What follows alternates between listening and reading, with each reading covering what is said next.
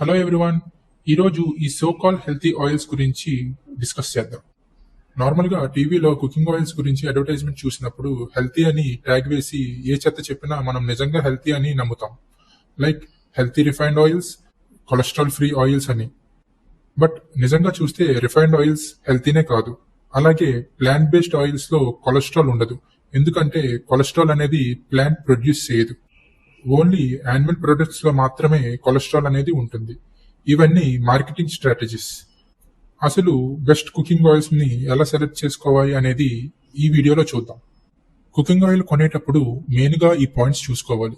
First one smoke point, second one fatty acid profile, third one type of extraction method. Smoke point అంటే మనం oil ని cook చేయడం start చేశాక ఒక certain temperature కి oil అనేది స్మోక్ ని ప్రొడ్యూస్ చేయడం స్టార్ట్ చేస్తుంది. దానినే స్మోక్ పాయింట్ అంటాం. ఈ స్మోక్ ఎప్పుడైతే ప్రొడ్యూస్ అవ్వడం స్టార్ట్ అవుతుందో అప్పుడు సర్టెన్ టాక్సిక్ సబ్స్టెన్సెస్ ప్రొడ్యూస్ అవ్వడం స్టార్ట్ అవుతుంది. దాన్నే స్మోక్ పాయింట్ అంటాం. మనం ఆయిల్ కొనేటప్పుడు హై స్మోకింగ్ పాయింట్ ఉన్న ఆయిల్స్ కొనడం మంచిది. Like groundnut oil, refined coconut oil and avocado oil. Next fatty acid profile చూసుకోవాలి. మెయిన్ గా ఆయిల్ తీసుకునేటప్పుడు ఒమేగా 6 ఫ్యాటీ యాసిడ్స్ ఎంత తక్కువ ఉంటే అంత మంచిది. ఎందుకంటే ఒమేగా 6 ఫ్యాటీ యాసిడ్స్ ఎంత ఎక్కువ తింటే అంత ఇన్ఫ్లమేషన్ అనేది వస్తుంది. ఎప్పుడైనా omega 6 and omega 3 fatty acids రెండు బ్యాలెన్స్డ్ గా ఉన్న ఆయిల్ ని కన్స్యూమ్ చేయడం మాత్రమే మంచిది.